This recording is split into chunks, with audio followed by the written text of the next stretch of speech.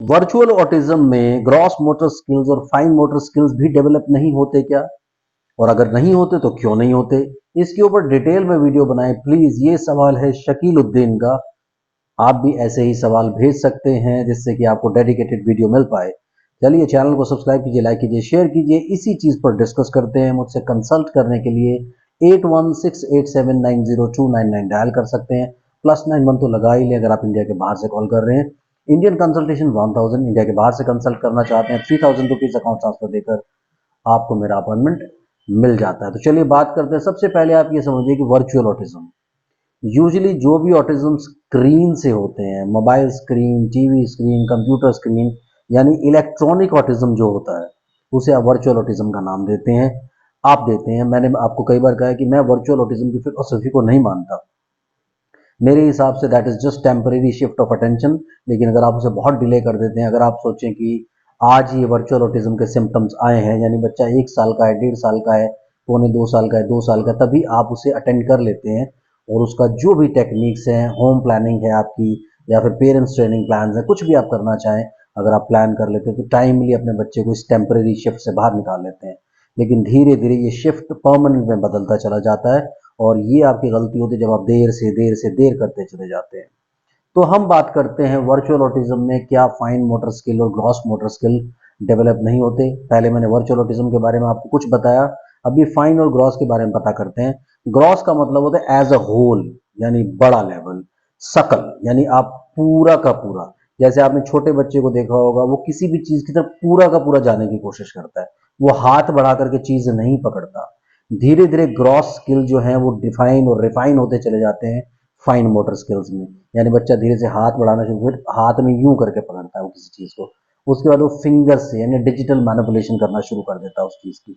तो ये fine motor skills develop होना शुरू हो जाते हैं। उसके बाद बच्चे कहीं देखा होगा फिंगर्स को यूं घुमा लेते हैं, यूं घुमा, कुछ मतलब गेम खेल लेते हैं उनके साथ, यानी उनके फाइन मोटर स्किल्स और ज्यादा अच्छे होते चले जाते हैं। अगर हम बोलने में इस चीज को लें तो स्टार्टिंग में ग्रॉस स्किल्स क्या होता है, बच्चा सिर्फ रोता है, यानी उसे सिर्फ रोना चीखना चिल्लाना आता है। थोड़े टाइम के बाद वो थोड़ा लिप्स मूव करना शुरू करता है, पे पे पे बा बा बा बा ता ता, इस तरह से। सबसे पहले वो क्या करता है, अपने लिप्स को मूव करना शुरू कर देगा। सबको देखता है बोलते हुए तो सबसे पहले वो लिप्स मूव करता है। जैसे जैसे वो और ज्यादा समझदार होता है तो कुछ साउंड सीखना शुरू करता है, फिर का पा ता बा इस तरह से काफी सारी चीजें बोलता है। फिर वर्ड्स को ज्वाइन करना शुरू करता है, फिर वर्ड्स को ज्वाइन करके उसको वो रिदम आता है, स्पीच का जो रिदम होता है वो डेवलप करता है वो। और बाद में आप देखते होंगे कई लोग ऐसे हैं जो बड़े सारे मंत्र पढ़ लेते हैं, स्पेशली जब आप कुरान पढ़ते हैं, गीता पढ़ते हैं, बाइबल पढ़ते हैं, उसमें बड़े डिफिकल्ट कई सारे वर्ड्स आते हैं। गुरु ग्रंथ साहब पढ़ते हैं, उसमें बड़ी सारे डिफिकल्ट वर्ड आपको देखने को मिलेंगे। तो वो जब जैसे जैसे आपका स्किल डेवलप होता है तो आप उनको आराम से पढ़ लेते हो, गा लेते हो उनको। तो ऐसे आपकी फाइन स्किल्स डेवलप होते चले जाते हैं, यानी महीन तरीके से डेवलप होते चले जाते हैं। ये सब क्यों होता है, आप एक चीज समझने की कोशिश कीजिए। वेरियस स्कूल्स हैं डेवलपमेंट को लेकर के। साइकोलॉजी वाले अपनी एक्सप्लेनेशन देते हैं, ऑक्यूपेशनल वाले अपनी एक्सप्लेनेशन देते हैं, उसके साथ स्पीच वाले अपनी एक्सप्लेनेशन देंगे, उसके साथ कई सारे और लोग हैं, फिजियोथेरेपिस्ट अपनी एक्सप्लेनेशन देंगे। तो हर मसल्स के डेवलपमेंट की एक एक्सप्लेनेशन रहेगी। लेकिन सबसे ज्यादा इंपॉर्टेंट क्या है कि बच्चे का फोकस और अटेंशन बहुत स्ट्रांग होना चाहिए। यानी बच्चा जो है वो लर्न करता है अपने एनवायरनमेंट से। अगर उसका एनवायरनमेंट वो नहीं देखेगा तो वो कैसे लर्न करेगा। इसलिए बहुत जरूरी है कि उसको एनवायरनमेंट से सारे क्यूज लेने हैं। सुबह से लेकर शाम तक उसको काफी सारे क्यूज आते रहते हैं, काफी सारी सेंसेशंस होती हैं। तो सेंसेशंस को परसेप्शन में बदलते हैं वो। जैसे मैं अभी आप लोगों से बात कर रहा हूं, बाहर दो लोग खड़े होकर बातचीत कर रहे हैं, मुझे आपका ध्यान है, उन लोगों का नहीं है। यानी मुझे हियरिंग सेंसेशन तो हो रहा है लेकिन मैं उसको परसीव नहीं कर रहा हूं, मैं परसीव आप लोगों को कर रहा हूं। इसी तरह से आप बैठे हुए हैं, आपके सामने टीवी चल रहा है, आपके सामने कोई बच्चा कोई एक्टिविटी कर रहा है, कुछ कर रहा है, आपको वो सब मिल रहा है। यानी आपकी सेंसेशन हो रही है, सेंसरी पार्ट आपका, यानी आपकी जो सेंसरी ऑर्गन्स है उन सब चीजों को वो ले रहे हैं, वो सेंसेशंस आपको आ रही हैं, बट परसेप्शन नहीं हो रहा। सो जिस चीज की परसेप्शन होगी उस चीज की फाइल आपके ब्रेन में स्टोर होगी। मैं इसकी साइकोलॉजिकल एक्सप्लेनेशन आपको देने की कोशिश कर रहा हूं। कुछ लोग इसकी दूसरी एक्सप्लेनेशन देंगे कि यार उसकी मसल्स डेवलप नहीं हुई, ये नहीं हुआ, वो नहीं हुआ। लेकिन सच्चाई ये है कि अगर ये बच्चे 6 महीने की एज में बैठना शुरू करते हैं, साल में चलना शुरू करते हैं, 1.5 साल में भागना शुरू कर देते हैं, तो सारा कुछ तो कर रहे हैं ना वो। दैट मीन्स मसल्स में तो बहुत ज्यादा दिक्कत नहीं होनी चाहिए। लेकिन अपनी मसल्स को मूव कैसे करना है, अपने न्यूरोलॉजिकल सिस्टम से मसल्स को कंट्रोल कैसे करना है, वो फाइन मोटर में आता है। तो ये fine motor skills easily develop नहीं कर पाते हैं। रीजन उसका सबसे बड़ा यही होता है कि जो फोकस और अटेंशन इनको लर्निंग पे देना चाहिए वो ये नहीं दे रहे हैं। तो जैसे इनका फोकस अटेंशन आप इंप्रूव करते हैं ना, देखिए मुझसे ना कई पेरेंट्स की बात होती थी पहले। अब पेरेंट्स अक्सर सवाल करते थे कि बच्चा टॉयलेट ट्रेन नहीं है। अब कई लोग उसे टॉयलेट ट्रेनिंग करा रहे हैं, लेकिन मैंने उसको क्या किया, मैंने उसका अंडरस्टैंडिंग डेवलप किया, उसको सेल्फ लर्निंग के ट्रैक पे डाला। अल्टीमेटली वो खुद से ही टॉयलेट ट्रेनिंग उनकी शुरू हो गई, टॉयलेट ट्रेन हो गए वो बच्चे। इसी तरह से वो टू वॉकिंग करते थे, मैंने कुछ नहीं किया, मैंने उनको सिर्फ सेल्फ लर्निंग पे डाला, उनका एनर्जी को चैनलाइज किया कई सारी एक्टिविटीज बता करके।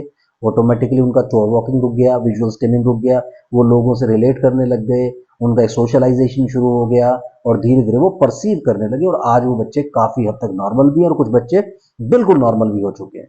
तो ये चीजें होती हैं कि आपको सारा काम, सारी चीजें, सारा जोर अपना लगाना है अपने बच्चे के फोकस, अटेंशन और उसकी कंसंट्रेशन को डेवलप करने में। जब ये चीजें डेवलप होती है तो सबसे पहले आपको ग्रॉस मोटर स्किल्स मिलते हैं, जो कि ज्यादातर ऑटोमेटिकली मिलते हैं। लेकिन फाइन मोटर स्किल्स आपको मिलते हैं जब पूरा आपके बच्चे का फोकस होता है उनको लर्निंग करने में। अब जब आप किसी बच्चे को देखते हैं, किसी को देखते हैं या किसी को भी देखते हैं कुछ करते हुए, जब आप बड़े गौर से देखते हैं कि यार ये अपने कंप्यूटर स्क्रीन में ऐसे ऐसे कर रहा था, और वो आप सीख जाते हैं। लेकिन जब आप वेगली खड़े हो, वो कुछ काम कर रहा है, कल आप ट्राई करेंगे, परसों आप ट्राई करेंगे, you can not do it. तो जब आप ये चीजें गौर से देखोगे नहीं, ये सबके लिए होता है, ये सिर्फ बच्चों के लिए नहीं है, ये सभी के लिए है। जो भी फोकस और अटेंशन के साथ किसी चीज को लर्न करने की कोशिश नहीं करते, उनके साथ ये प्रॉब्लम्स आती ही है कि वो बाकी की लर्निंग नहीं कर पाते।